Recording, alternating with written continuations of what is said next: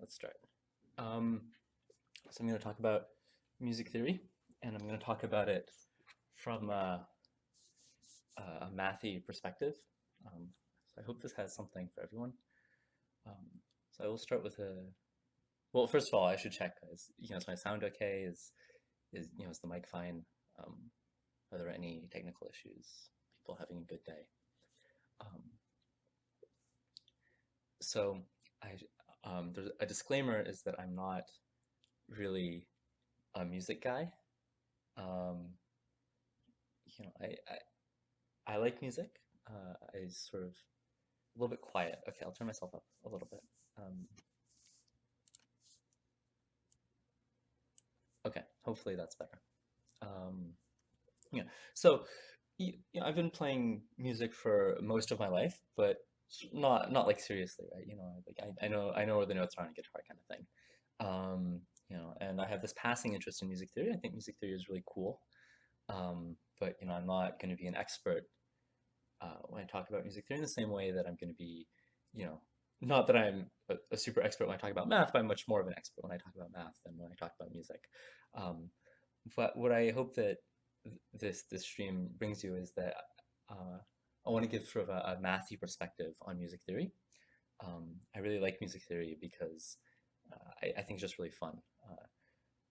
And I'm going to start by talking a little bit about the philosophy I have regarding music theory. Um, So a lot of people sort of don't like music theory or don't think it's interesting or have some sort of disdain for uh, music music theory. And I totally get that. I think in general, if you don't think something is interesting, that's totally legitimate and you're not wrong, right? In the same way that a certain song or a piece of art can sort of not appeal to you, sort of a way of thinking can also just not be interesting to you. Like I don't have any particular interest in history, for example, and if this were some history stream or some other streamer putting on a history stream, I just wouldn't be that interested. So that's okay if you feel that way. Um, but another major reason, so okay, if you don't like music theory or don't think it's interesting.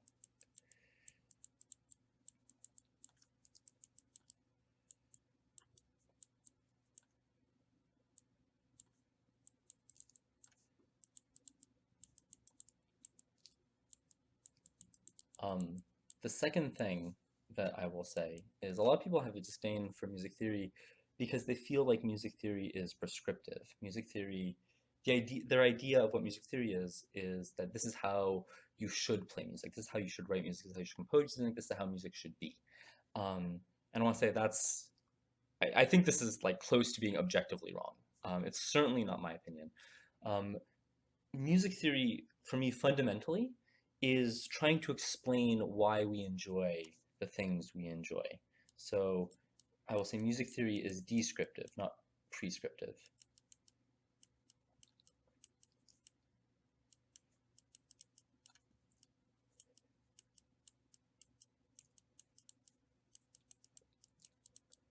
There are a lot of great musicians that sort of do everything by ear, don't know any theory, and of course, I think you'd be pretty dumb to say that those musicians were, bad in some way.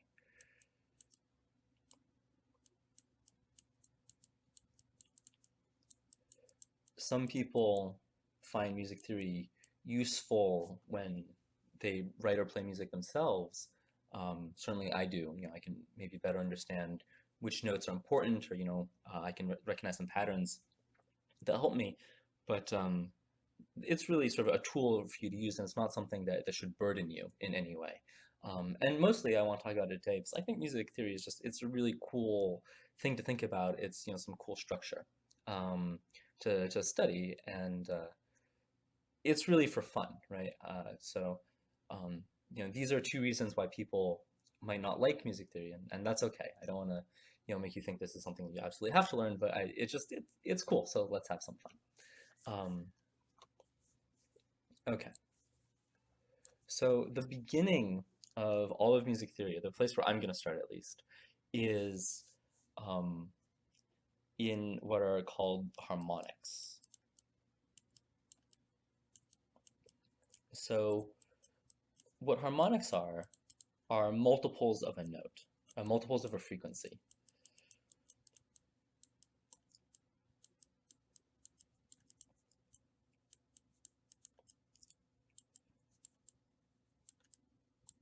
So what happens is whenever you play some pitch, air molecules move or whatever, and they move with a certain periodicity. They'll move back and forth, and um, they'll they'll take the same amount of time every time to go somewhere and then come back, and that the number of times they do that in 1 second is called a frequency. And in general, whenever you're on some musical instrument and you play um, a note, you also end up playing some of its frequencies. So let me give an example with the guitar. So here you have a string that's fixed at two ends.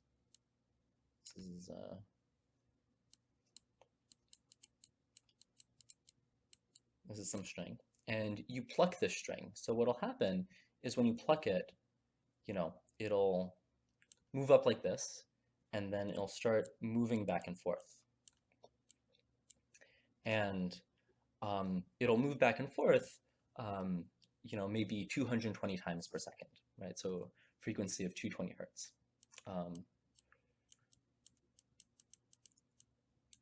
But what will also happen is there'll be some component of the motion that behaves like this, where these little pieces are also moving back and forth.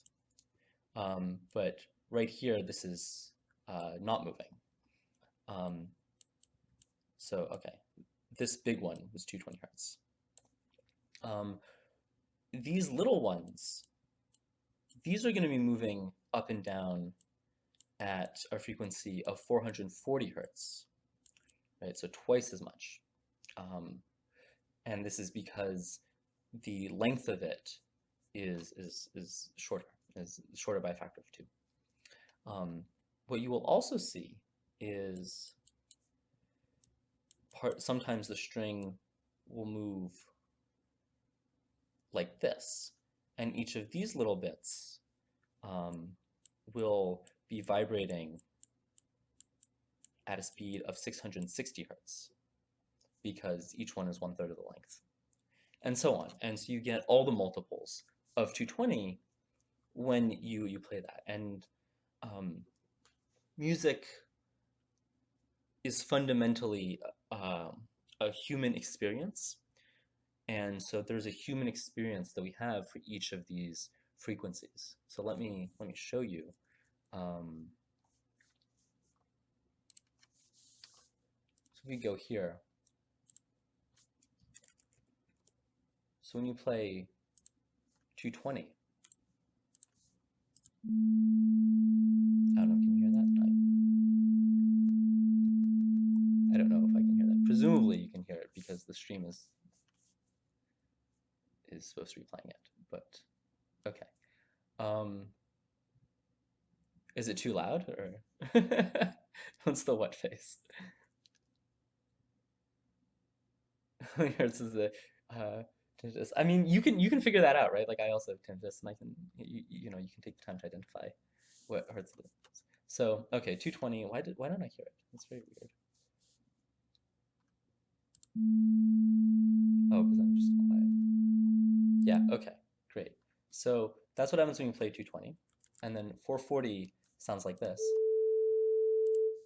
and then 660 sounds like this.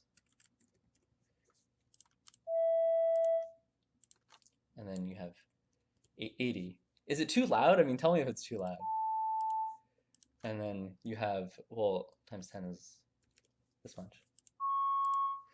So these all have some interpretation as various notes for us. I'm going to take this and I'm going to open up a new tab, the same thing, and I'll show you.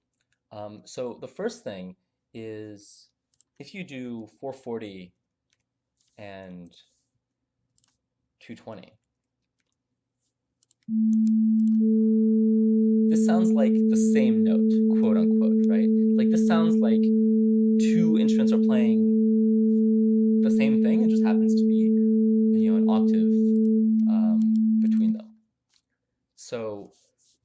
in general, what will happen is, we will understand that um, when you multiply a frequency by 2, you get what's called an octave. That's the same note. Now, what about if you multiply it? Well, so this observation, because these sort of somehow feel like the same note, it means we can always divide a frequency by 2 and not change the quality too much. Same for multiplying by 2.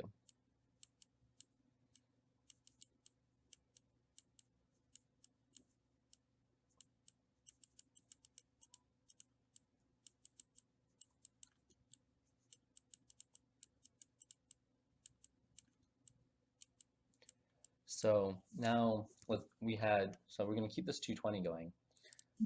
And we're going to have, the next one was 660, but we can divide by 2. So I'm just going to divide by 2 here and play 330.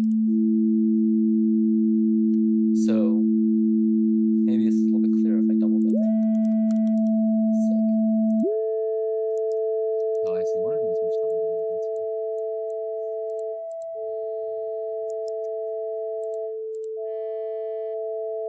Okay, so this also has some interpretation. The interpretation of this is I've got some sick production quality lined up for you guys. So this interpretation is of these two notes.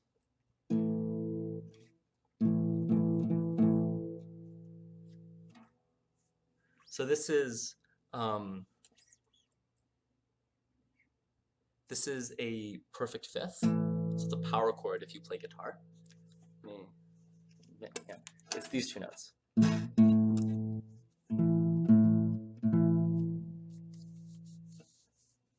And if I go back to the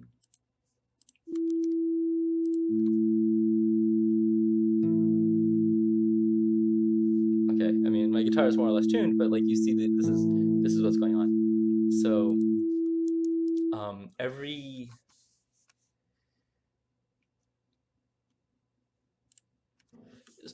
so that interpretation is, it's a very it's an interval that sounds very consonant, and it's called a perfect fifth. And the terminology, will come later, but that's sort of what it's recognized as. Where's the okay.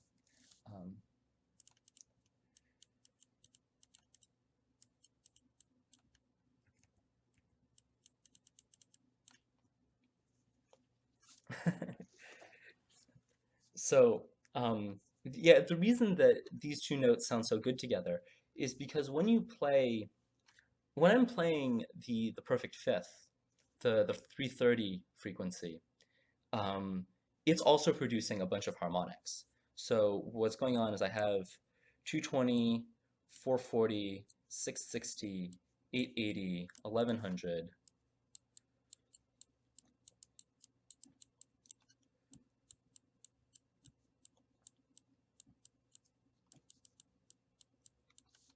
If I add another one down here, right? I have these, and then when I play a 330, what's going on is I have 330, and then I have twice 330, which lo and behold is the same as 660. The 660 I already had. So you see there's this overlap right here. And then you get a 990, and so on. But because these low harmonics overlap, it feels like the octave and the fifth are closer to being quote unquote the same note than the octave and some other random frequency. And that's why they sound good together, fundamentally. And again, music is ultimately this human experience. So this is really just like some psychological phenomenon, but that's maybe some explanation for why this happens. Okay, so we can continue down looking at these multiples, and each of them have a natural interpret. You don't understand. What don't you understand? The fifth is, it's like if you're playing, like I played uh, an A, 440 is an A, and then the fifth would be the E, right? So it's, I mean, to jump ahead a little bit, that's called a fifth because when you play, say, an A major scale, it goes.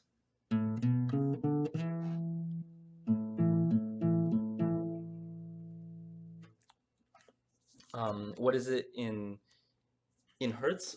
So hertz are fundamentally something to do with relative frequencies. So it's not like a fifth is a specific frequency. When you have a ratio of two frequencies, that's interpreted as a fifth.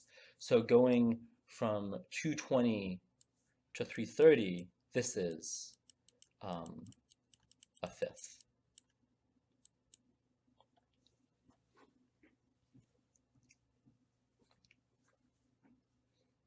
And so the reason it's called a fifth, like what is it the fifth of? I mean, an octave would be 8 notes. That's sort of where the terminology comes from. Historically, uh, this sort of ordering of the notes has come before maybe understanding of these frequencies. Well, not really. I don't know, but um, so an octave is what happens when you double the frequency. So going from 220 to 440, that's an octave. I'm going to write it as 8VE because it's short and that's actually standard notation. This is another octave, and so on. So again, these are fundamentally ratios, right? It's not like 880 is an octave. It's the going from 440 to 880 is going up an octave. The terminology for octave is, I'll explain later why it's called that. But I mean, for now, I want to give this ratio a name, and so I'm going to call it an octave.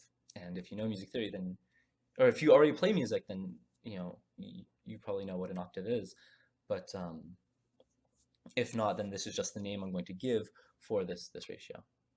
Yeah, exactly. It's called an octave because there are 8 piano keys. So I'll explain why there are 8 things in the octave coming up.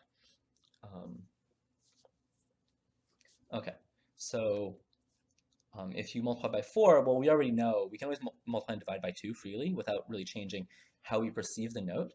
So this is also, an octave or, the same note. So this is again an A. And then when you multiply by 5, here we're getting something new. So I'll play this for you. So let's do, again, we can freely multiply and divide by 2. So I'm going to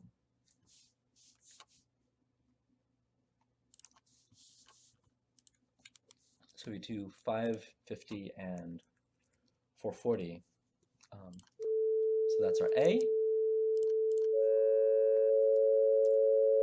Damn, that sounds bad.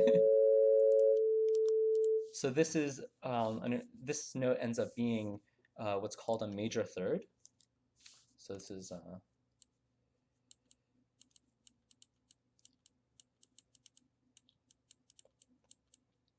and in this case, this would be C sharp.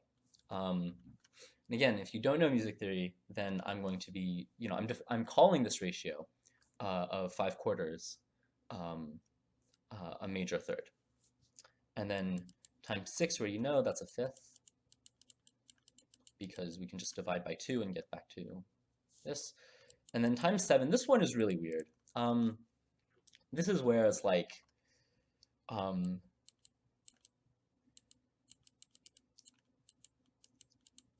going to say it's 7th-ish, because if you listen to it, it's extremely flat by the standards of normal major sevenths, but it's also sharp from minor sevenths. It's really in between the 2/7. And so people really don't normally take harmonics as far. This is the first harmonic that quote unquote sounds really bad compared to what we're used to hearing. But okay, the point is that for each multiple of the frequency, we have a natural interpretation through psychology of what that note is. They're all perceived in different ways. So you end up getting a bunch of notes this way, and then one thing that is missing in all of this, um, which we would like to have, is if we can multiply a frequency by 4/3, we get a perfect fourth. Um, and you'll see that this is not a harmonic that comes from just multiplying a base frequency a lot, because we're dividing by 3, and for the octave we said we can only really divide or multiply by 2. So we never actually get this in the harmonic series. So this is, like a bonus. We sort of just throw it in there. And there's some historical component to this. So this idea to add the bonus goes back to Pythagoras. Pythagoras said, well, we'd really like the thing that the thing that sort of complements the fifth in some way, because going up a fourth is like going down a fifth. Because if you multiply 4/3 by 3/2, then you get the octave.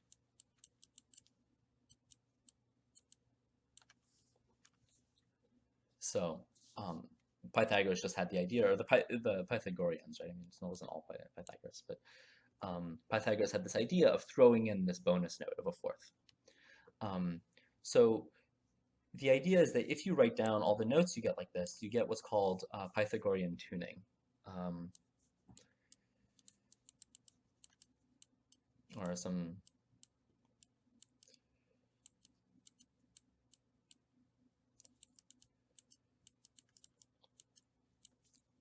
So this is just what you get when you have all the harmonics.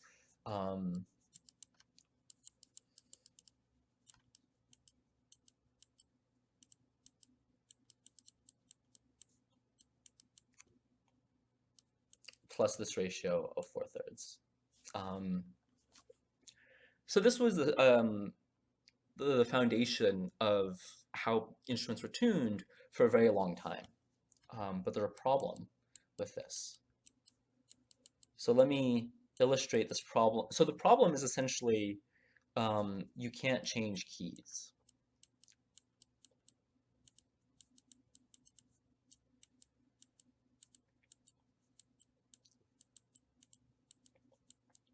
So what does this mean? Right? Because I haven't told you anything about anything.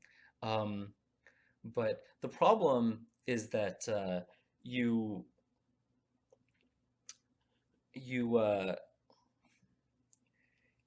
if you have this major third of 5/4, and you go up by it's interesting I pronounce Pythagorean instead of Pythagorean? Pythagorean? Pythagorean? Pythagorean? Yeah, I guess it is. Okay. So if you go up by 3 major thirds, you would expect to get an octave, but you don't, because if you go up by 3 major thirds, what you do is you end up getting 125 over 64. I'm going to write similar to mean, similar psychologically to 125 over 128, which is not 1. So if you were playing a song in some key and then wanted to move everything up a major third, then in your new key, your major third would sound wrong because you see things are not lining up. This is why probably if you look at a lot of classical music, Toccata and Fugue in D or something, right? D minor. They give you the key, or like, Pachelbel's Canon in D or whatever. They give you the key because when a performer was coming to play somewhere, they had to tune the organ to the key that the performer was going to be performing in, so that it sounded good. and so you need to know ahead of time what key you're going to be playing in, and you couldn't really switch keys. So this is pretty inconvenient. So at some point, um,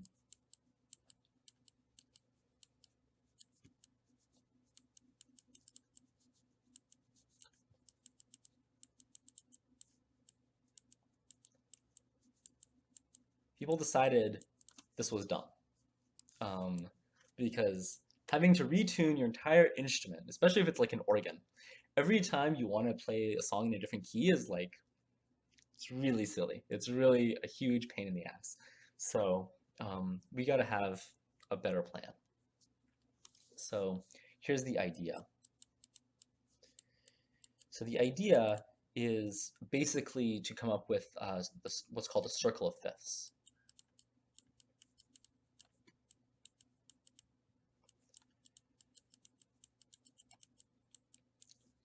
So this limitation of not being able to change keys is somehow fundamental to music because, as I mentioned previously, one of the reasons that the low harmonics sound good is because a lot of their harmonics overlap, right? I mean, over here, I was saying a fifth sounds good because of this overlap in the harmonics of the fifth and the harmonics of the note you started with. Um, so so you can't really change these things. So this is like somehow a fundamental obstruction.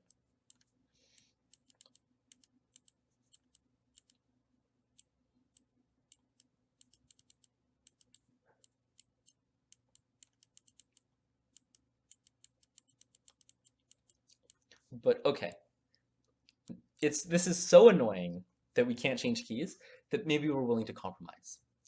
So the circle of fifths, the plan is what you do is you start with one, and then you go to three halves, and then so you go up a fifth, because the fifth is um, the non-trivial interval that sounds the nicest. So you keep repeating this. So then you get 9/4, and then you get 27/8, and you keep doing this.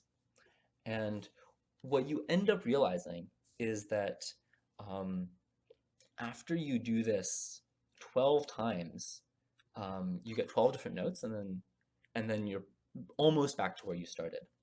Um, so if you do three halves to the 12, that's very close to 2 to the 7. So how close is it? Let me calculate for you.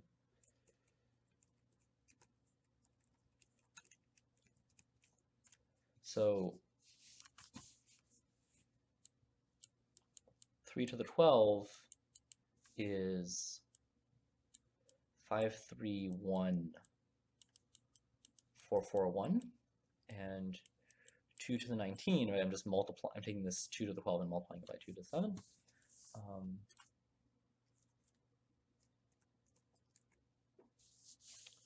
And 2 to the 19 is 524,288. So these numbers are like decently close to one another. So the idea is that every one of these every time you go up a fifth, you're going to um, have that be a note, and then when you go up 12 times, you're going to say you're back where you started. So you end up getting this circle of fifths. You end up getting, say, starting from A, you go to, again, these notes are sort of, I'm sort of making them up. I'm going to call these whatever they are, but this is, if you know music, then this is what you're getting, and if not, then, well, this is what I'm going to call these multiples. Let me not mess up.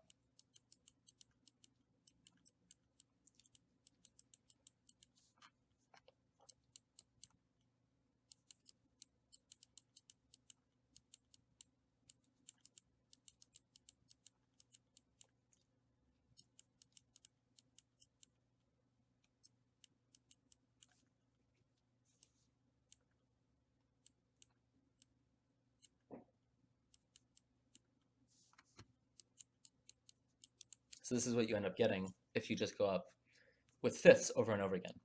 And the reason there are 12 notes is because um, of this idea that this number 12 happens to be pretty lucky.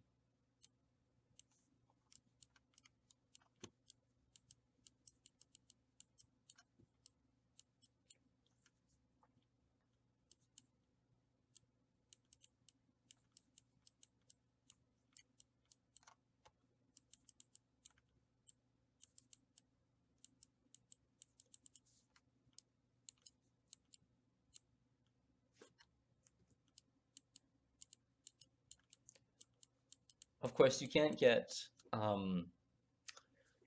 ever get this exactly because 3 halves to the 12 is never going, or 3 halves to any power is never going to be exactly a multiple of 2, because then you would be saying that the power of 3 is equal to a power of 2, and a power of 3 can't be equal to a power of 2. A power of 3 is always odd, for example. And just compare their unique factorization. So to go into a little bit more complicated math, you can try and ask, well, what about numbers other than 12? What we're really asking for, and this is sort of an aside, so if you don't know math, then that's okay, but for the people who do know math, what we're asking for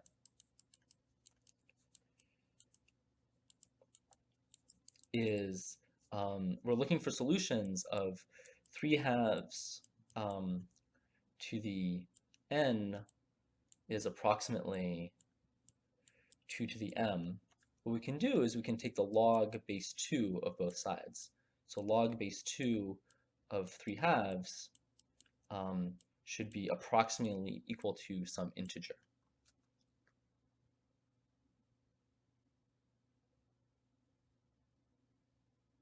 Yeah, exactly. So this final a right here is, it's not exactly a power of 2 above this a, but I mean, it's like, it's this ratio of that a. So it's like it's 2% off, or 1% off being that a. So what we're looking for is n times log base 2 of 3 halves is equal to m. So what we're looking for rational approximations to log of 3 halves. And this is a well-studied problem in number theory. It's very classical. And what you can do is you can look at the continued fraction expansion of log of 3 halves. And go to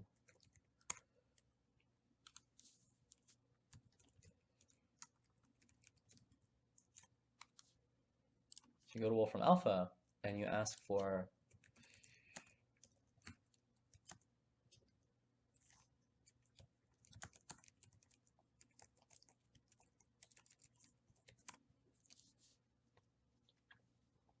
answer this, and what it's showing you here is it's saying that log base 2 of 3 halves is roughly equal to this thing.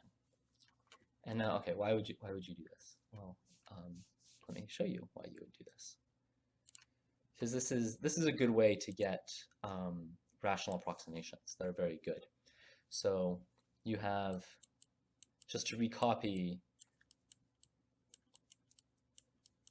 log base 2 of 3 halves is, well, it's exactly equal to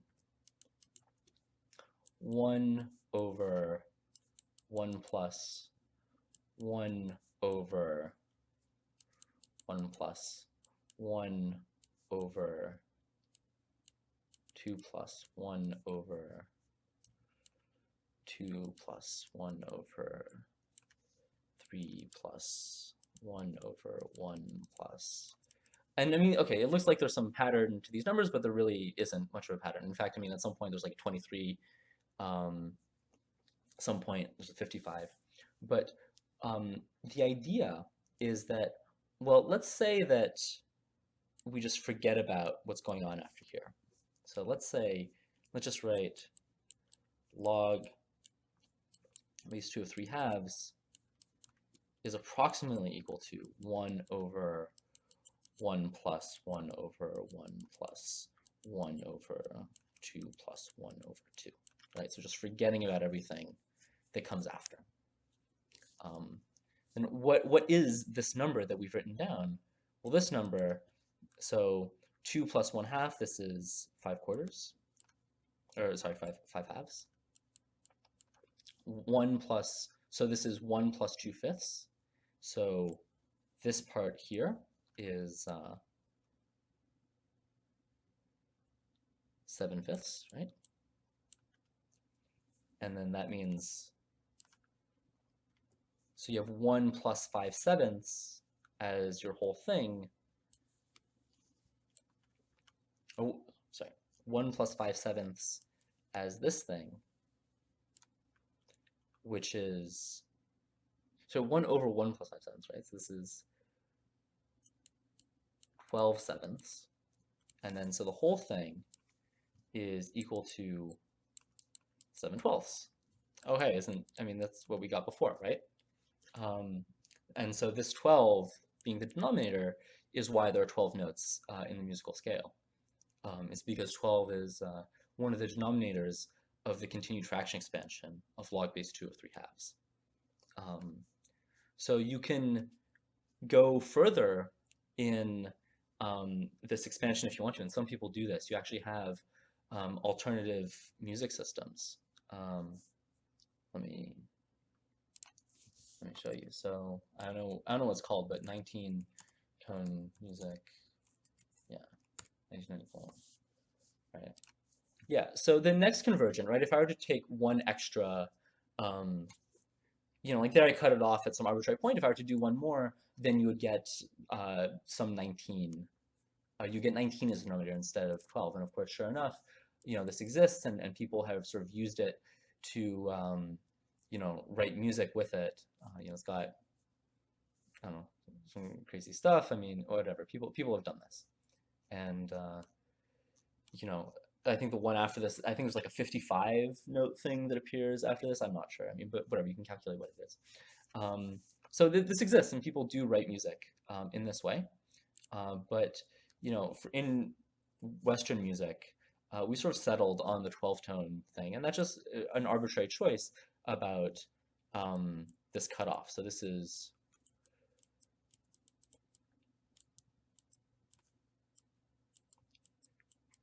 Western music just decides to slice the continued fraction expansion right there. And you could have gone more, you could have gone less. People chose 12 notes for whatever reason.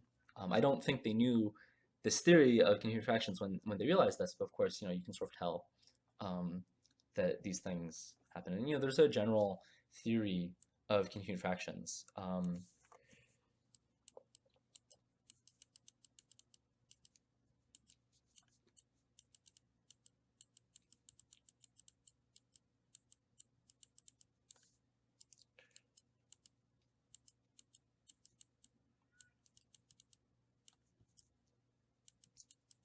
So in general, continued fractions give best approximations. So for example, you've probably encountered this statement: pi is roughly 22 over 7. And this is a continued fraction approximation. Another one that you might have encountered is pi is 355 over 113. And this you may have encountered in the context of it being an extremely good rational approximation, like uncannily good. And let me show you why.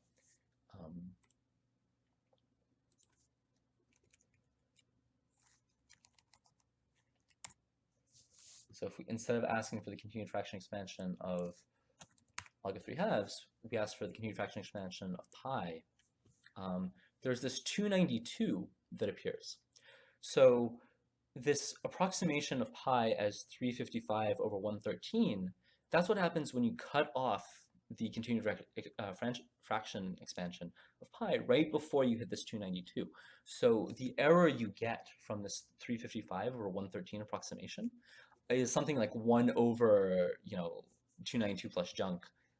So it's tiny, right, compared to like the other random ones that are around it.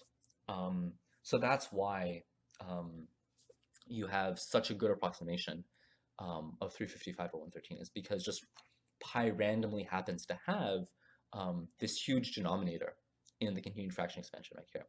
You can see that if you cut it off right here at the first step, you get 3 plus 1 over 7th. Oh, 1 over 7, that's 22 over 7th, right? So that's the 22 over 7 approximation. This is the 355 over 113 approximation. Okay. So that's why there are 12 notes in the musical scale, but this is ultimately an approximation to convergence. So let me give you an example. So the idea is that what we're going to do now is so remember, we're still trying to solve this problem of that you can't change keys, right? This problem. We're still trying to solve this problem, and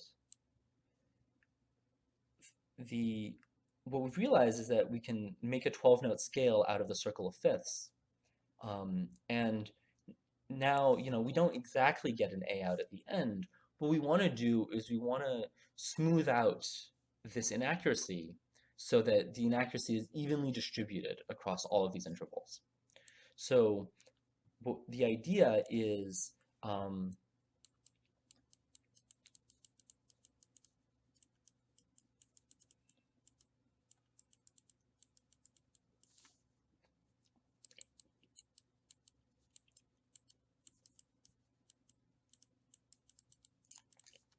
split the octave into 12 equal parts. And this is like fundamentally the key insight that has led to what we know today as the modern modern music is all about this idea.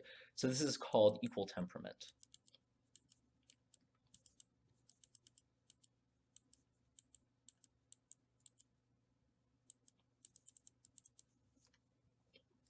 So an octave is multiplying by 2.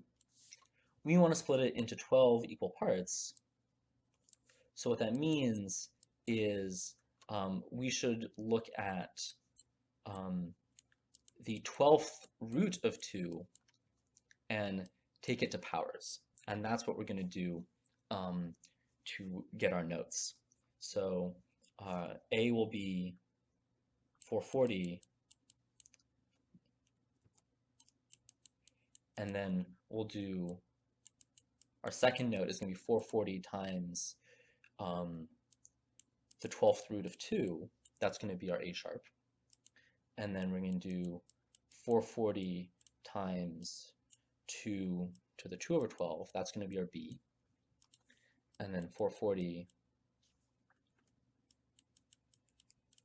to the 2 to the 3 over 12. So that's going to be our C, and so on.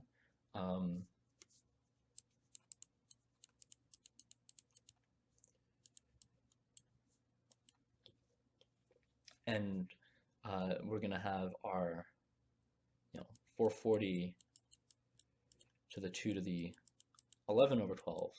That's going to be our G sharp.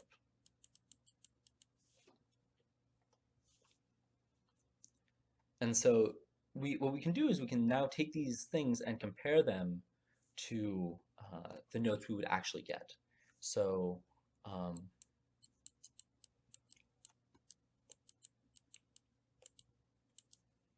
for example, before we said that the C sharp was the fifth harmonic. So it's multiplying the base frequency by 5/4, because again, we can always multiply and divide by 2. So what do we get instead?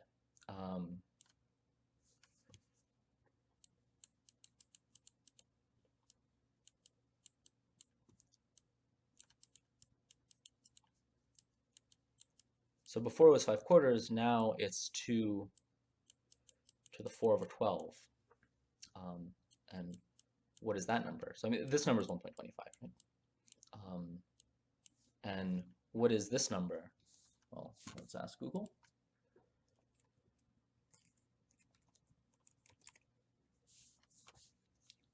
Now it's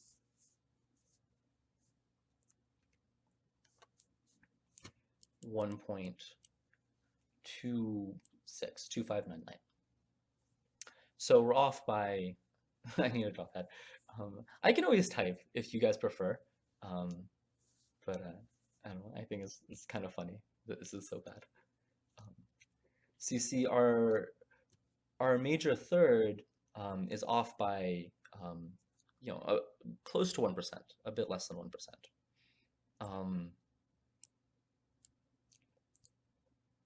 As another example, our E, this used to be 3/2, and now it's 2 to the 7/12, which is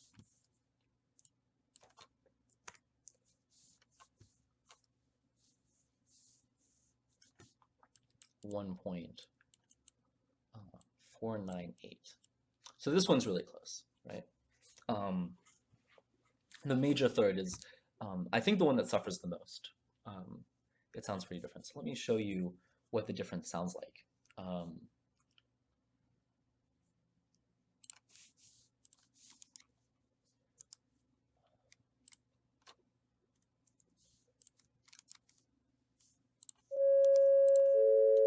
So this is a perfect major third. This is what the harmonics would give you. And now instead of that, we'll do, so 440 times 2 to the 4/12. This is 554.37. 554.4 is what I'll put in.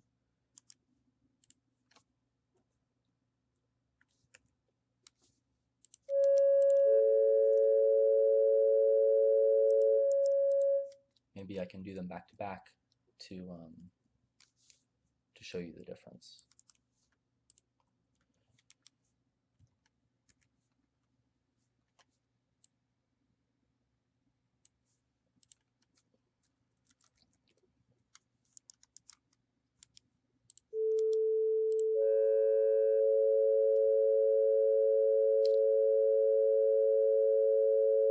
So that's the exact major third. And that's the one that's equal temperament.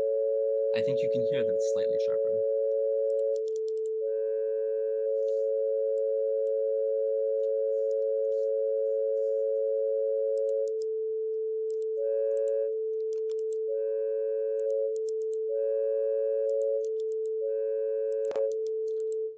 But the difference really comes when you play the two together, and you'll see the notes are actually quite different. Right, so you know that when you're slightly out of tune, you get this overall phase from the waveform, and that's what's causing this. So because there are 4 frequencies, there are 4 hertz difference, you're hearing an oscillation every quarter of a second that comes from this. Let me see if I can show you. Oh my god.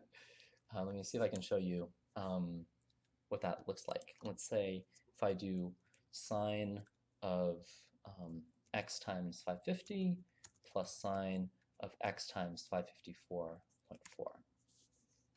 So this is where you're playing both, and you see there's an overall phase.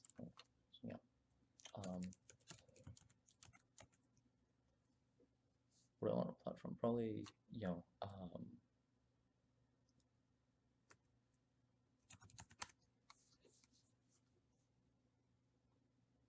so you see there's this overall phase. Each one of these is oscillating up and down like crazy.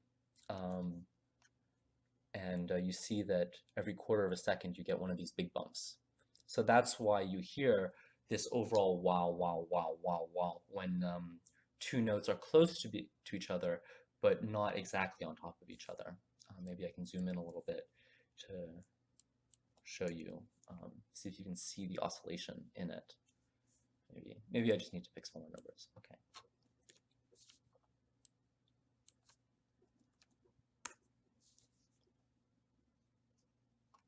Yeah, you see, so they're oscillating up and down like crazy, but there's this overall phase that you're picking up.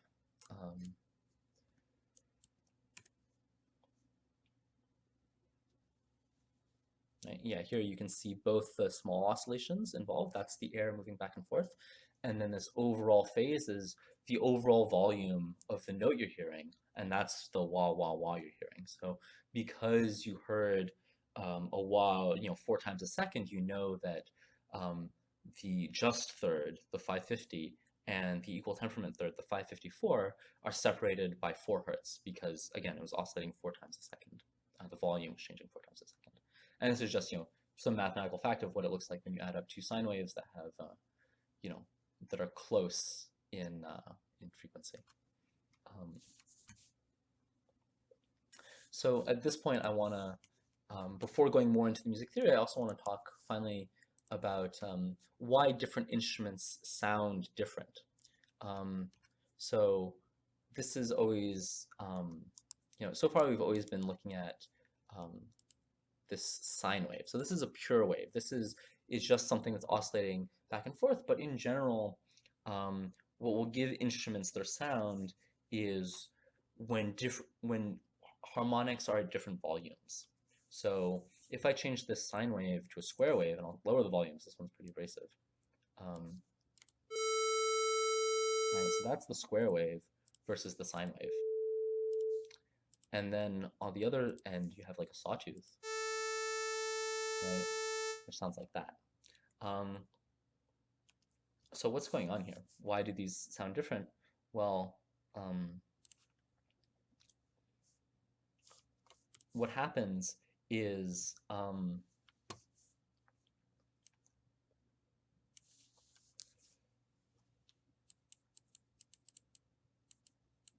not sure. I think this is what you call this, but like what gives instruments their sound, the quality of their sound, is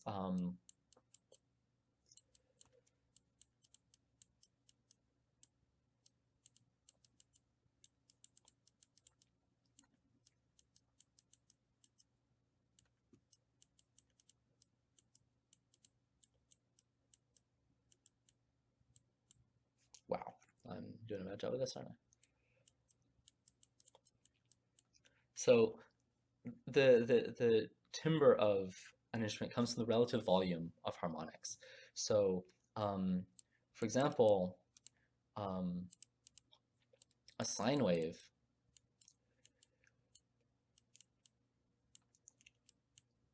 right? Something that just looks like this.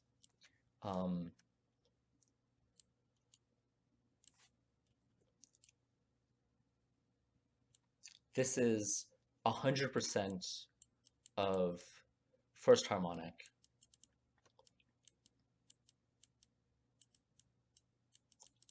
And then 0 of all the rest.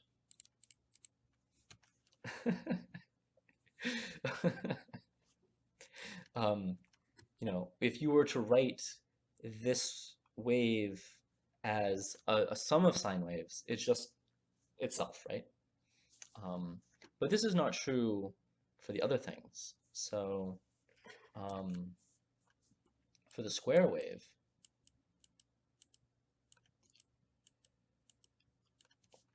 oh,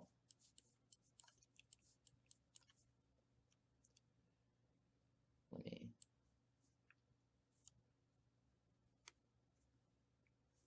right, some square wave like this, you want to write this as a sum of sines.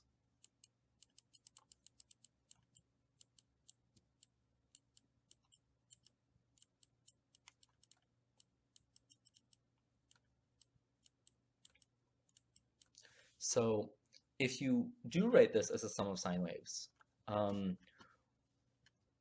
let's say that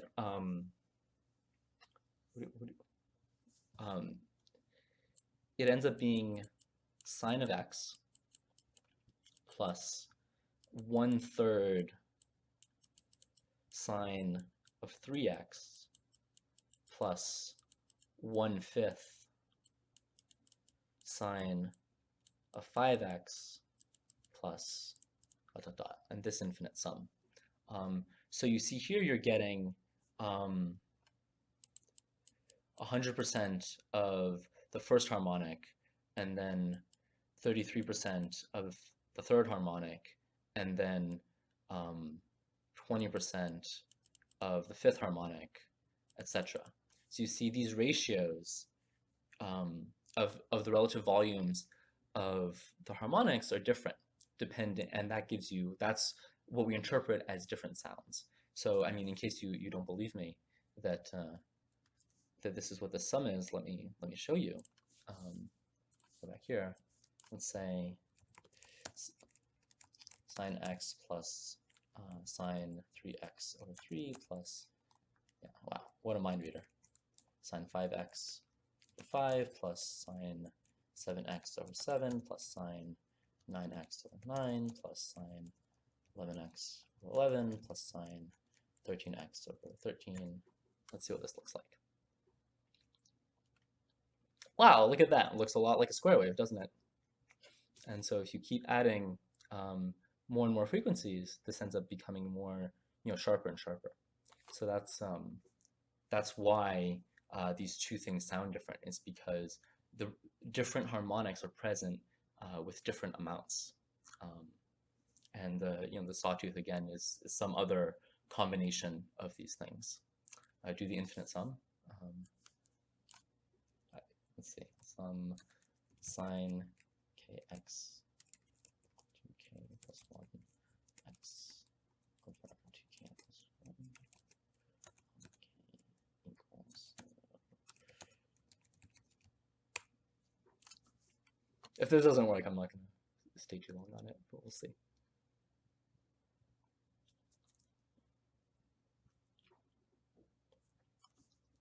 Wow, thanks. Okay.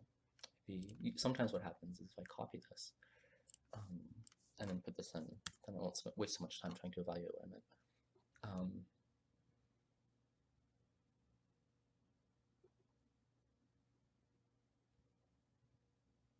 All right, I think it's not going to do it, unfortunately, but thankfully you can just Google.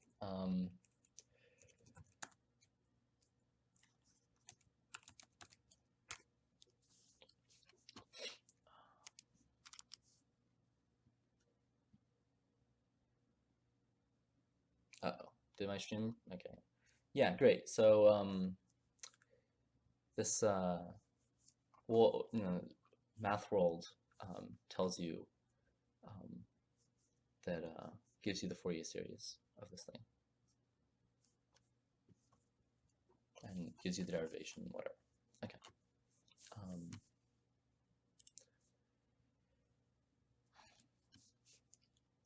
All right.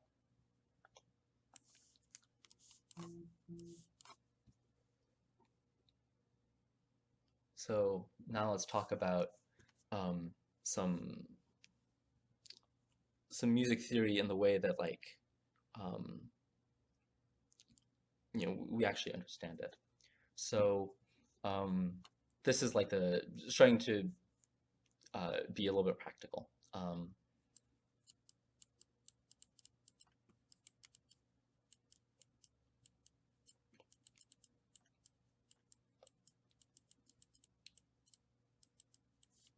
So maybe the starting point of music theory and practice is we could start at major triads.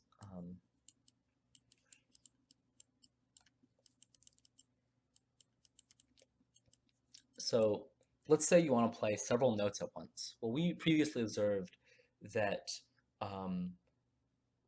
playing a note and the fifth above that note, that sounded the best because of the overlap in harmonics. Playing just two notes at the same time is kind of boring, but three is sort of the first time you can have anything interesting. So a major triad is 1, the major third,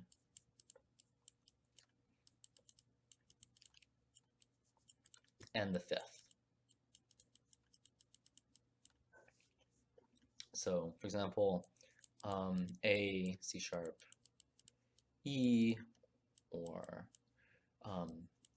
C, E, G, whatever. So this sounds like, I mean, you've heard these before. So that's a major chord. Another thing that people will do is they'll make major scales.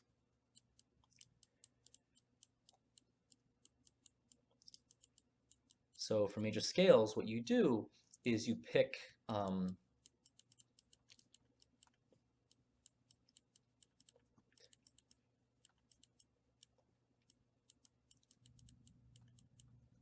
you pick 7 of the 12 notes, and you're going to pick, the shortcut is you pick 1 for every letter. So you do C, D, E, F, G, A, B.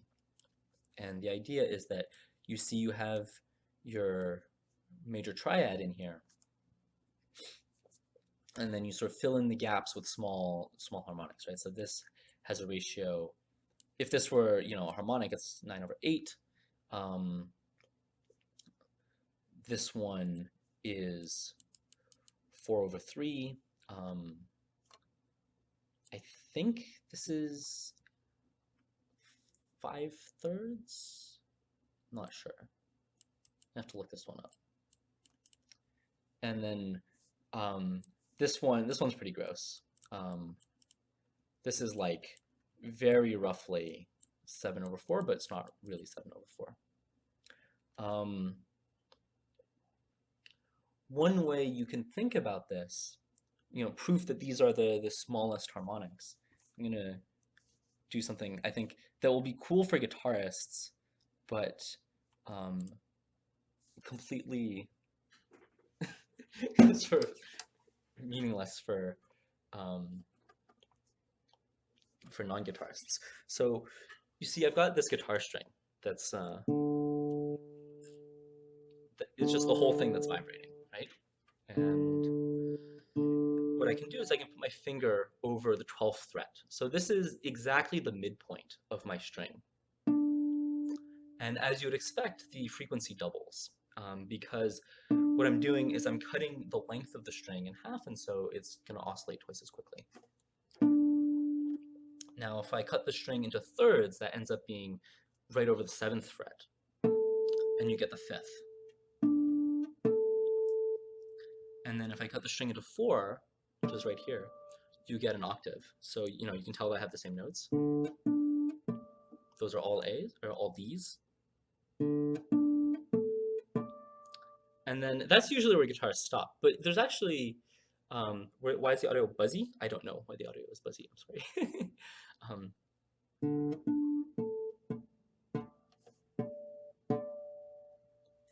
So this is usually where people stop. But you can actually go a little bit further. You can continue to play harmonics.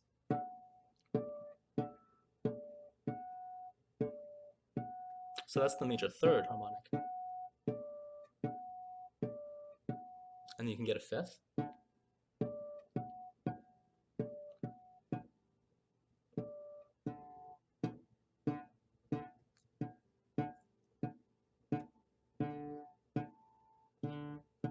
So you see, I'm not really over any particular fret. I'm like a little bit in front of the 3rd fret here.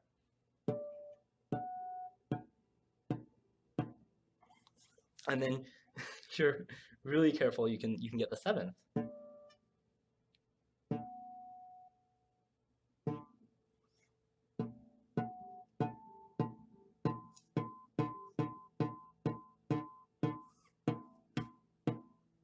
This is so hard.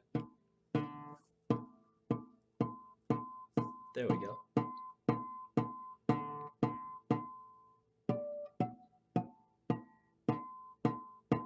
And then you get the octave. Again, I'm like between the 2nd and 3rd fret, right? I'm halfway to the 1/4 mark.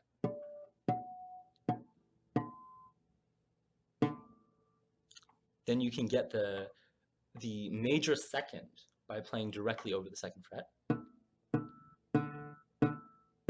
You can compute that this is exactly 1/9 of the length of the string.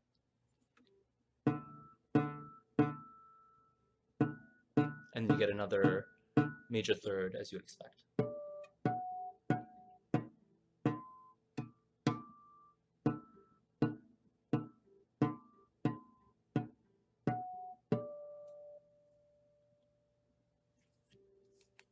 So that's where the major scale comes from. It's the plus the fourth, right? I mean, the fourth is this weird one that doesn't come from any particular harmonic. You just sort of throw it in because, I mean, maybe I'll illustrate on guitar.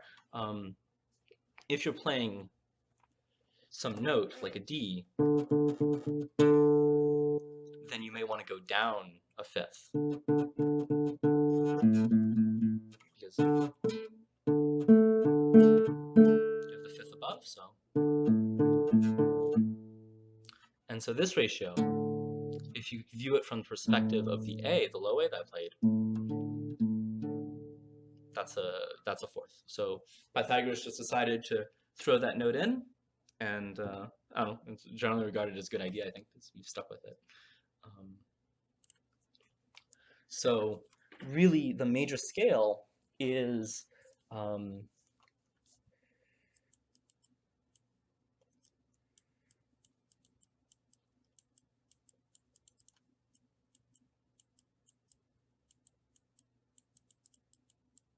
the 7 lowest harmonics.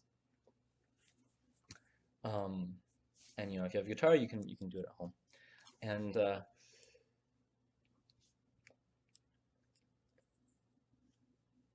so the next thing to talk about maybe is modes.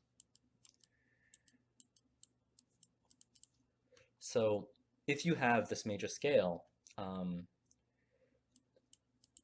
C, D, E, F, G, A, B, what you can do, or A, B, C, all right, what you can do is you can start, so starting to play it on the first one, I mean, these all have random names. I'll give you the names, but like, whatever, now you know what they're called, but you'll understand the idea is important, right? So this is called Ionian. It's just when you play the major scale starting from C. If you started to play the same notes, but you just went from D to D instead of C to C, instead of going, so that's a C major scale, and instead you just start the same thing on a D.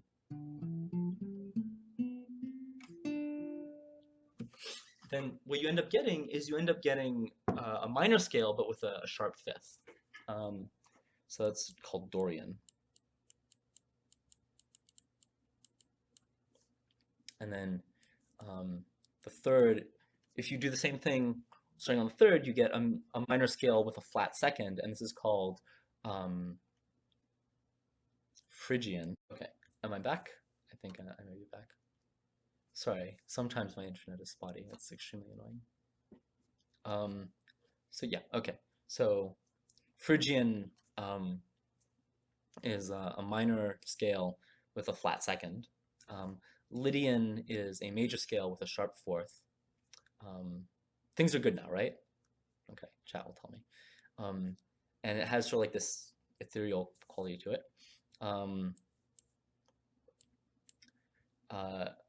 The fifth mode is called Mixolydian. This is by far the best mode, in my opinion. It's a major scale, but with a minor seventh, and it's the best. It's clearly the best. The sixth mode, this is the minor scale, but it's also called Aeolian.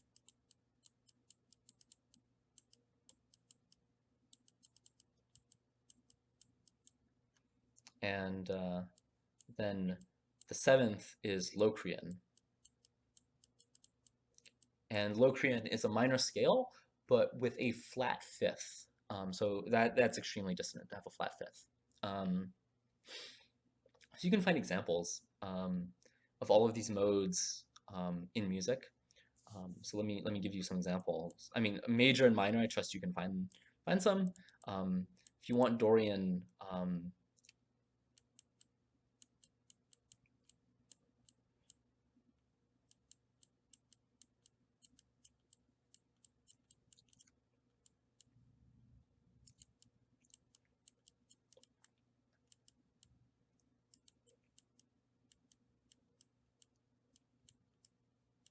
Boulevard of Broken Dreams is a song in Dorian. If you listen to the I don't know, there are like four chords in the chorus, and um, one of them has like an F sharp in it or something instead of an F that you would expect, and it sort of really has this brightness to it that you would otherwise not be expecting in just a straight minor mode. So that's the how how you would identify that it's in Dorian. In Lydian, a lot of Dream Theater is in Lydian.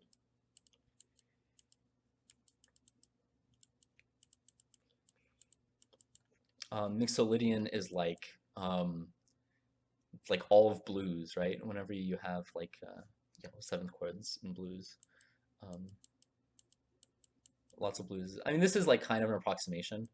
It's not like blues is really more of like mode mixture, but the defining quality of a Mixolydian is like that jazzy seventh chord, and you hear that the most in that. And then Locrian's kind of hard to find, but there's a Bjork song. What's it called? The one with like the gorilla outfit. Let me Google quickly.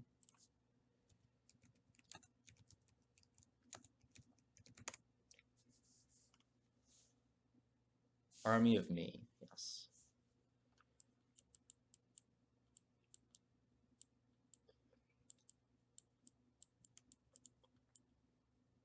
This is kind of cheating because she doesn't actually use the flat fifth that much in this song, which is like the whole point of Locrian. I mean, sort of to some extent, but this song is generally considered to be in Locrian, regardless. Um, Phrygian, I don't know off the top of my head, honestly. Phrygian's a pretty crappy mode. It's probably my least favorite mode. It really is not super useful, in my opinion. Um, so I don't know any Phrygian stuff. Again, you can Google to find examples of these, but I think these examples sort of represent um, sort of how these modes feel. Because again, to repeat myself, music theory and music in general is fundamentally about this human experience that you're having, and um, Dorian, is just this normal happy. Sorry, Ionian is this normal happy. Dorian is like minor, but with a little bit of brightness because of the sharp sixth, the major sixth, and I mean that's great. Phrygian is the flat second really sucks. It's really ugly. Lydian is like this floaty quality. Mixolydian is like has this crunch to it. Aeolian is normal minor, and Locrian is like extremely dark and heavy. So when you talk about modes, you're talking about just playing this major scale, but starting at different places. And what you that's this sort of ends up filling out um, the rest of the 12 notes. Because, for example, if you start at C major, oh my God, is my stream down again? No, okay, great, still doing it. If you go to C major, then what you can do is you can go to A minor, and this is still the same 7 notes. And then what you can ask for is like A major, and then here you're you include a C sharp and an F sharp and a G sharp, right? Yeah. So that's where you would pick up these 3 notes, and so on. You can pick up the 5 notes that you're missing in this way. So the shortcut for doing this is you write out your scale. So you write out your scale.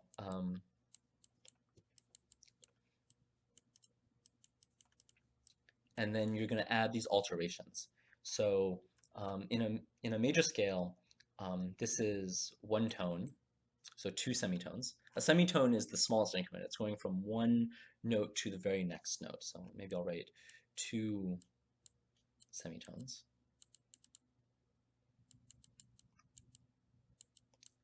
And then you have another two semitones.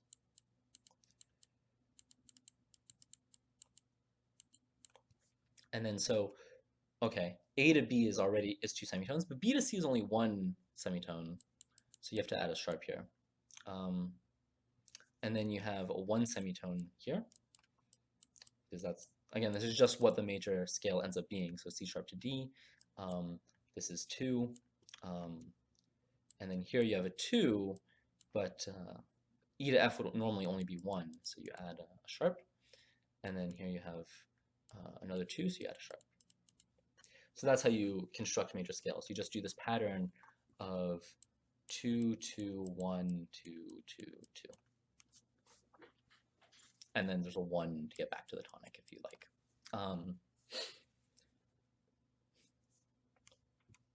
So you're just throwing in these alterations. So now let me do a slightly more advanced version.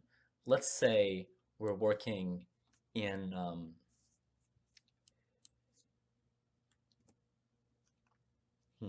what's a good example? Working A flat. Is A flat minor the best example?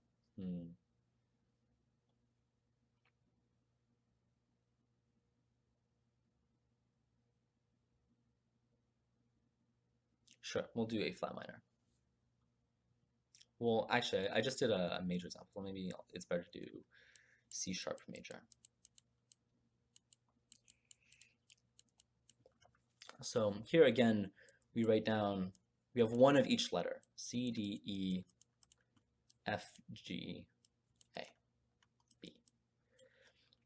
So we have a C sharp, and then we go up two semitones to a D sharp, and then we go up two semitones, and so D sharp to E would only be one semitone. So really we should write E sharp here. And now sometimes when you learn music, you're told, oh, there is no E sharp, that's an F, but no, you should write E sharp. And you have an F sharp, you have a G sharp, you have an A sharp, and again you have a B sharp. You don't want to write C here because then you'd have two C's in your scale. You'd have a C and a C sharp. So you want one of each letter in your scale. Each letter should appear only once. So this is how you would write C major with your E sharp and your B sharp. And similarly, A flat minor would have a C flat in it. And that's okay. Okay. So that's modes, that's scales.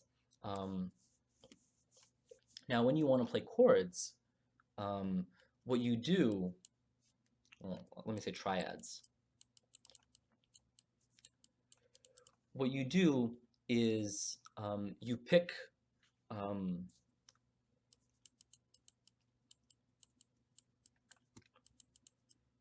just like with the major triad that was 1, 3, 5, as mentioned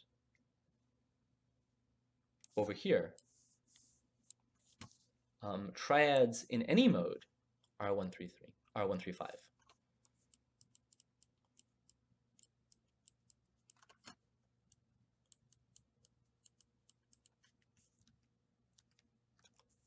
So if you had this chord progression, say a 4-chord song,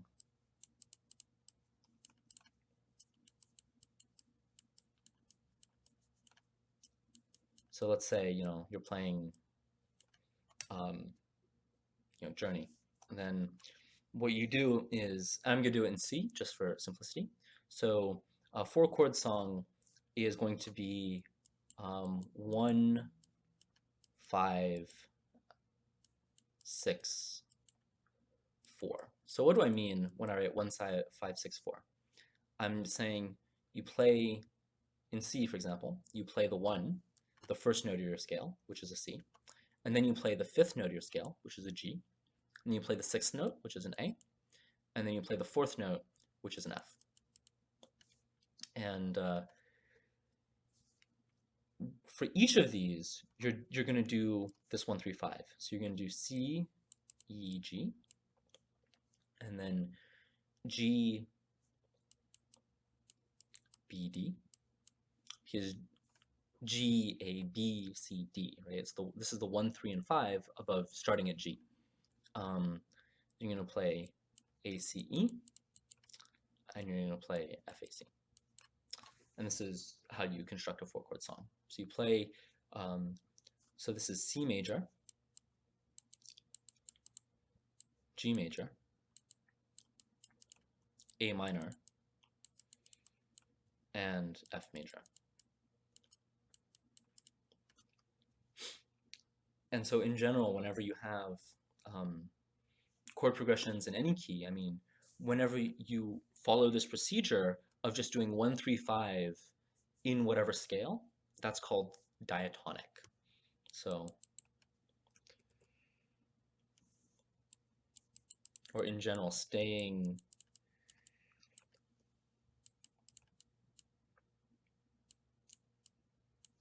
I'm going to say in some major scale.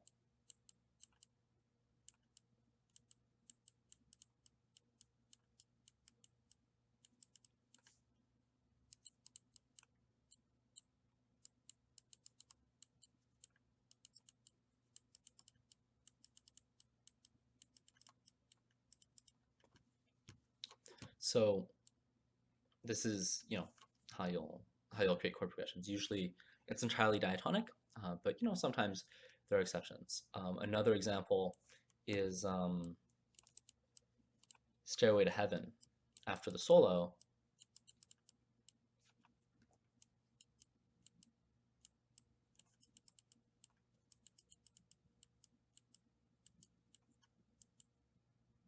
or during the solo as well, in fact. The chord progression is A, so you're in A minor. The whole song is in A minor. And the chord progression is A, G, F. So you can notate this as one lowercase because you're in minor, and then you have a 7 and then a 6. So this is A, C, E, G, B, D, and F, A, C. So A minor, G major, F major. And this is personally my favorite kind of chord progression, this 1, 7, 6 in a minor key. I think it sounds really good. So in general, this is how you will create chord progressions. And I mean, again, there are exceptions, but that's the idea. So now a question you might have is,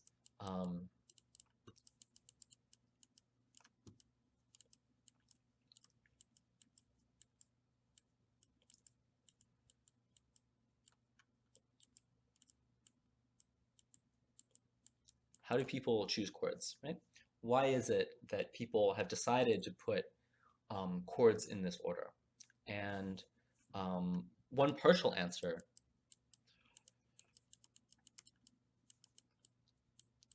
sort of the starting point of maybe this kind of music theory is what's called functional harmony.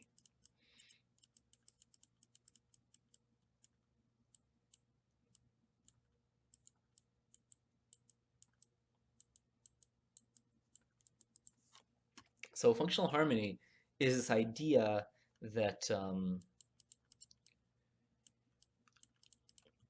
all chords have one of 3 functions.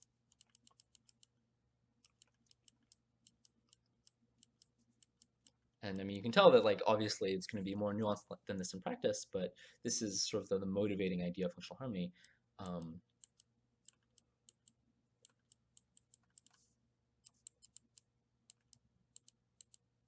I'm going to, instead of saying 3 functions, maybe I'll say 3 roles.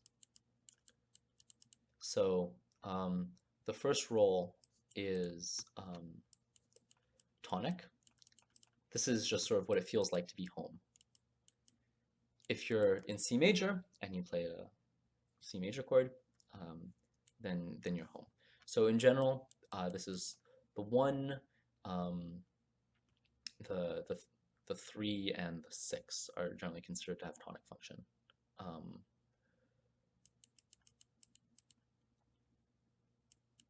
I guess I should write this lowercase.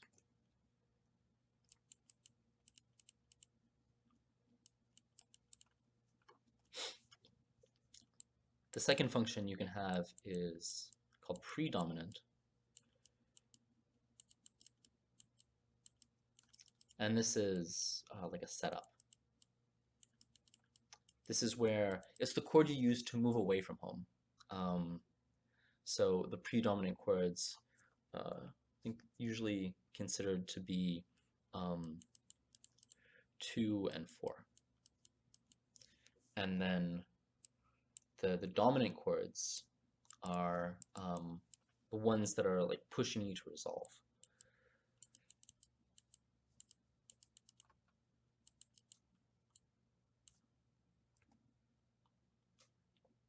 So it's like a tension.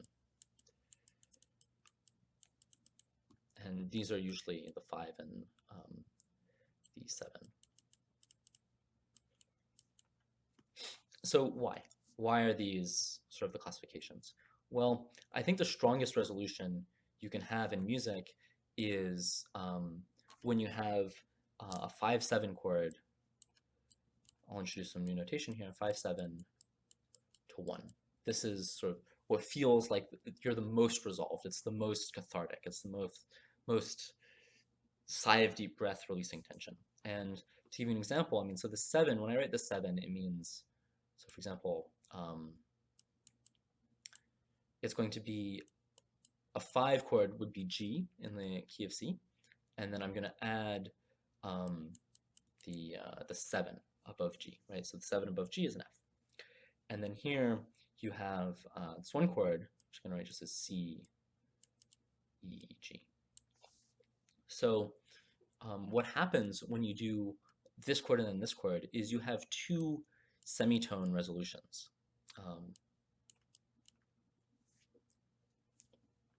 So these are 1 semitone apart. And that kind of feeling is what makes it feel so good. So for example, if I play an A instead, right, it feels like you're very relaxed. And the reason it feels like you've released so much tension is when you play your E7, it's this note. This is the G sharp. And that G sharp resolves to the A.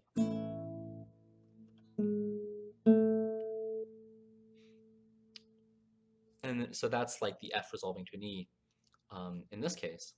And then the other, or sorry, that's like the B resolving to a C, sorry. And then the other one that was mentioned is the F resolving to the G. That's the 7 of the 7.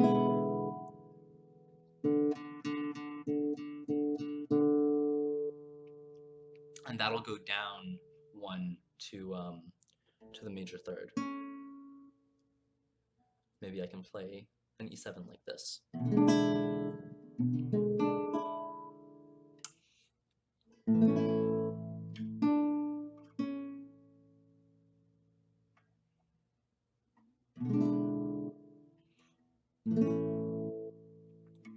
So that's an extremely strong resolution. And this 5 to 1 movement shows up everywhere in music. So this, a lot of jazz is based on this. And the best example I know of this is Autumn Leaves.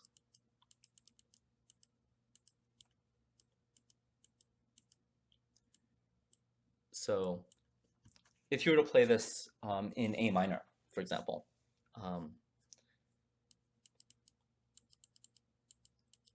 the way that the chord progression goes, well, maybe I won't even pick a key. I'll just write down the notes. So the way the chord progression goes for this is um,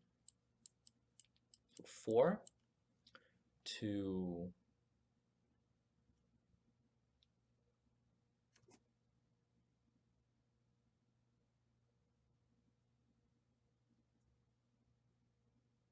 is that right?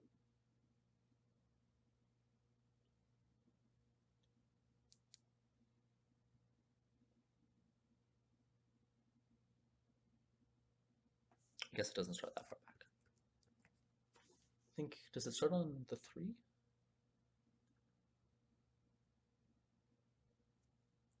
Okay, I think it starts on the 3. So I think it goes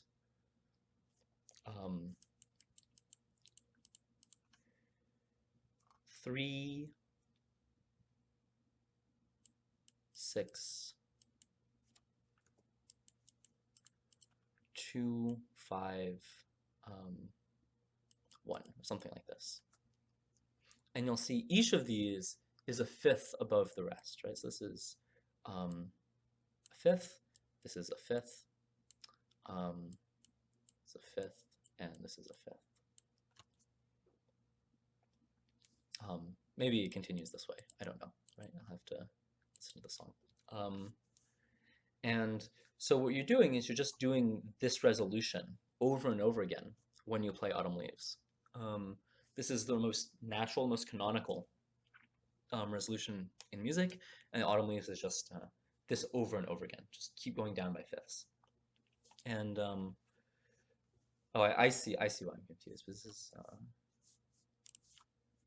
because I have the this would be what it was if it was in a major key, but it's in a minor key. So it makes much more sense.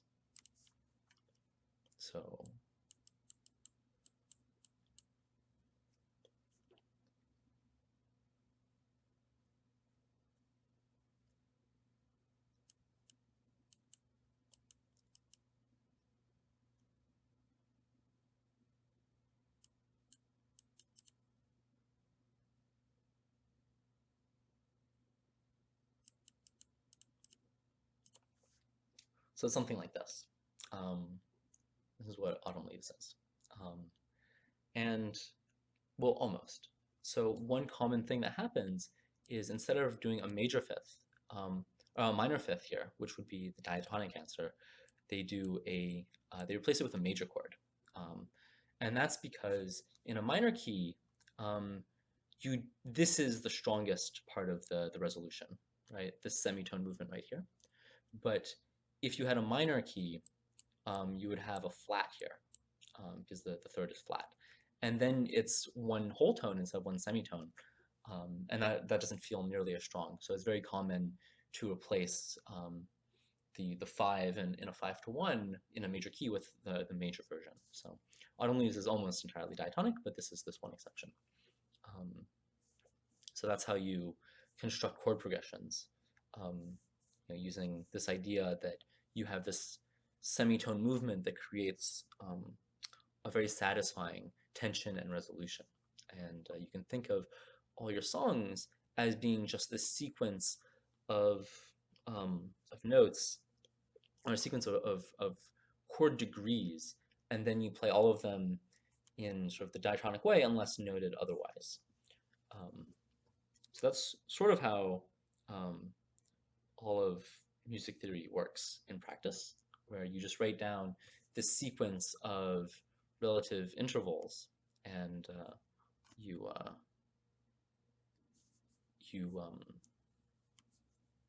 figure out what the chords are on top of that, and we're using 1, 3, and 5, and then you just play them.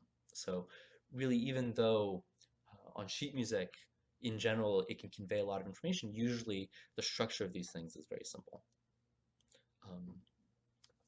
So there are a lot of, at this point, music theory sort of becomes a zoo.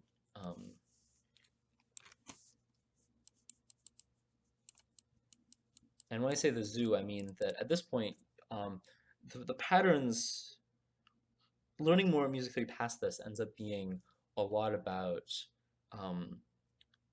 learning terminology, learning the specific names for various things. So, for example, if someone writes, you know, an E7, um, an E7 chord, you need to know that this means E and then the third above E, right? This, like somehow this implies that it's a major. So it's a G sharp, and then it's a B. And then whenever you have a 7, it's always a minor 7. So this is D, it's not D sharp. You can have things like B13, and whenever you have a number like 13, it really means 7, 9, 11, 13. So this would be B, D sharp, because that's the major third, F sharp, so that's your fifth, and then 7 is always minor 7, so this is A, and then you have a 9, which is C sharp, and then you have the 11. The 11 is really kind of wonky here, but I mean, you know, you can have an E, and then the 13 is going to be your G sharp. And okay, this is like a lot of notes, right? Especially, you know, you'll see B13s appear on guitar charts, and you'll notice this is 7 notes. It's literally all the notes. So it's like you play every note of the scale. I mean, you can't really do this. So usually people will eliminate notes. So you know, the 11 is probably the first to go. In general, this one is gives the grounding. So usually want this to be in your chord, and you want it to be the lowest pitch note in your chord. The 3 and the 7 give color. So if you want to convey very quickly what your chord is all about, these are the 2 degrees you sort of don't want to throw out. Throwing out the 3 is especially bad, because then your chord feels very empty. 5 is sort of also about grounding, and so you can, you know, if you're sort of in a pinch, you can throw this one out usually, because it's usually the 1 will be enough for this. And then the 9 is like, well, you know, if you want a little bit more color, you can throw in a 9. Sometimes you do a 9 instead of a 7, but you know, it's pretty forgettable. And then the 13 also, like, I mean, okay, if it says B13, don't like not play the 13, but I mean, this is sort of what things do. They sort of just add like coolness to it. But the main idea is these 4 are split up into 2 groups. The 1 and the 5 sort of give you like this foundation to build off of, and the 3 and the 7 give you a lot of the quality of your chord. So this zoo is all about, like, you know, learning all these things, right? I mean, sometimes you'll encounter chords that look. Okay, I think I'm back. Sorry, again, my internet is periodically spotty. So the point is you have a bunch of these random chords. They all have, you know, you sort of got to learn them. It's not super interesting to talk about the terminology that people use, because it's not conceptually that interesting. But these things exist. Oh my God. Yeah. So I mean, these things exist, and you got to go and you got to learn it. Another way in which the zoo exists is for chord progressions.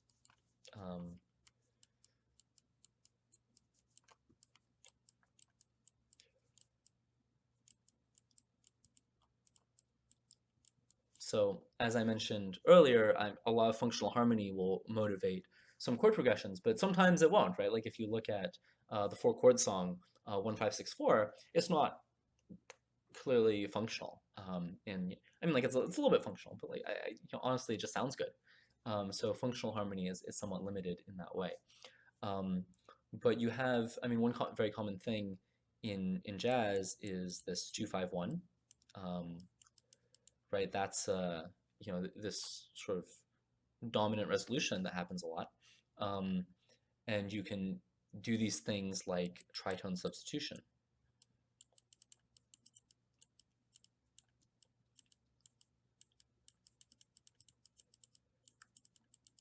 And the idea here is that when you look at, say, a G7, which is G, B, D, F, this is a flat fifth, right?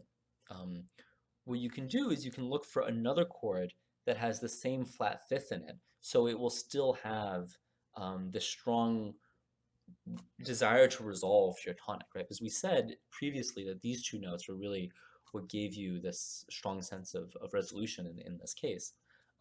So what you can do is you can replace this with a D flat 7. And then a D flat 7 is D flat to F to A flat to C flat. Again, you don't want to call this a B because this is your 7th degree of the scale and you want each letter to appear once. And you'll see that you have the same tritone in here. So you're keeping these two notes the same and you're replacing the two others. So instead of something like D minor G7 C, what you can do is you can replace this with like D minor D flat 7 C, and it will have the same sort of qualities. This is called tritone substitution, and so people do this, you know, and that's some random technique that people will use to create chord progressions. You know, you can also talk about cadences. So these are just basically ways to end chord progressions, roughly.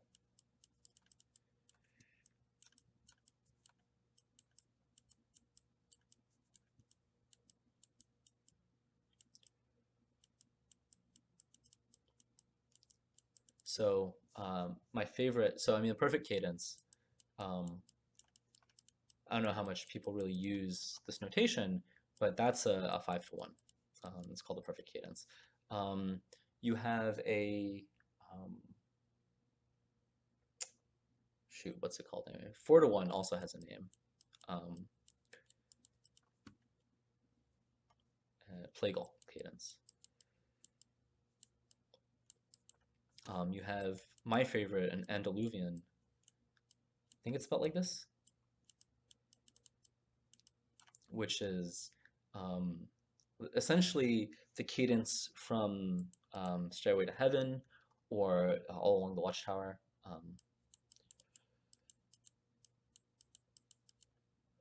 And then here you have either a 5 or sometimes you replace it with 5-7, etc. So you can do all these things, and I mean, okay, they all have names. You know, you just gotta sort of get familiar with all, you know, a bunch of various chords and what they sound like and sort of roles that they will often play. It's kind of boring. It's kind of tedious, honestly. It's not, you know, the most fascinating thing.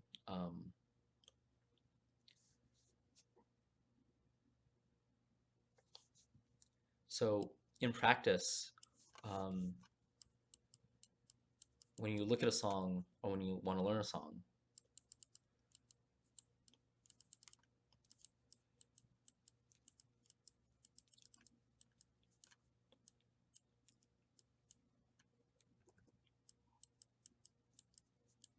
what can you do? So my initial pitch for this whole stream was, I think music theory is interesting to look at in its own right, and we sort of traveled pretty far from that. I mean, I think that was sort of the first part of it. But when you want to look at or learn songs, you know, it's really nice to have this language, because what you can do is you can say again, for autumn leaves.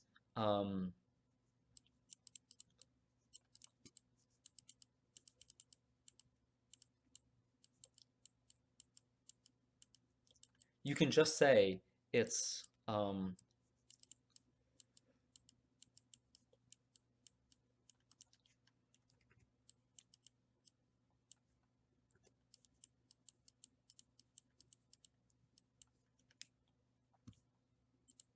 just a bunch of 5-1s.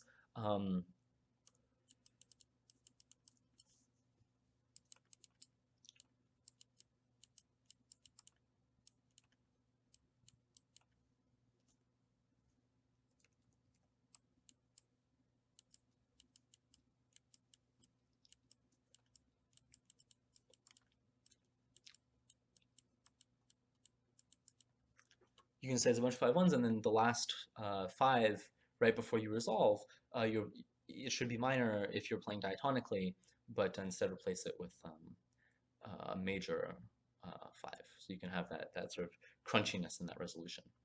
Um, and you can sort of summarize a lot of songs like this. Like, let's see.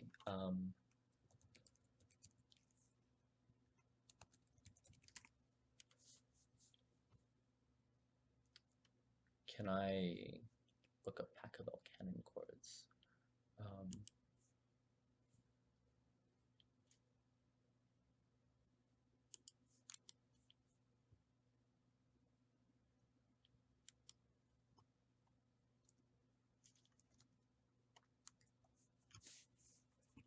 So if you Google Pachelbel canon chords, right, I'll just give you some quick summary like this, right?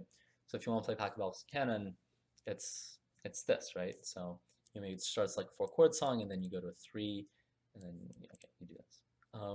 So just having some sort of compact representation of things in your head, just remembering these 8 chord tones, it's probably a lot easier than remembering the full sheet music. And you can sort of see some patterns, right? So you do have this perfect cadence, the 5 resolving to a 1. You could argue that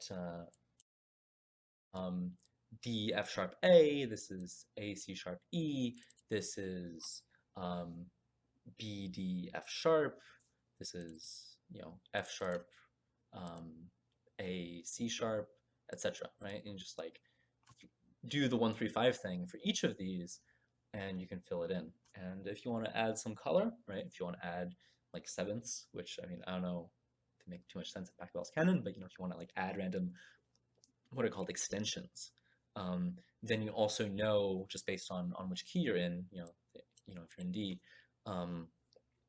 to what the quality of those extensions will be. And so somehow by knowing the theory, you have a much more compact representation of the songs in your head. So I'll write that down.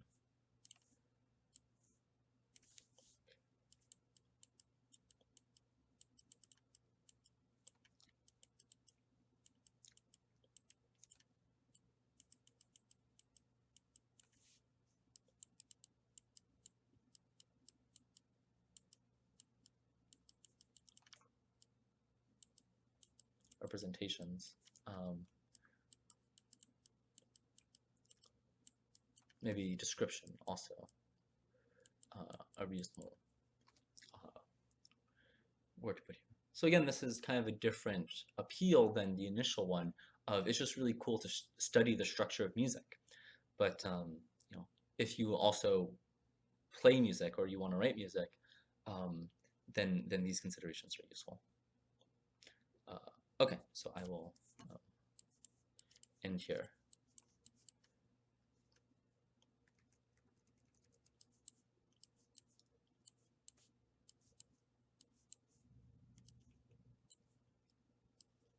Okay, yes, the end.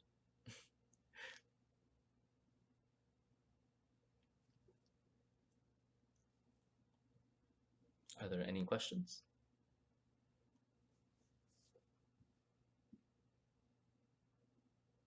Anything you want me to elaborate on?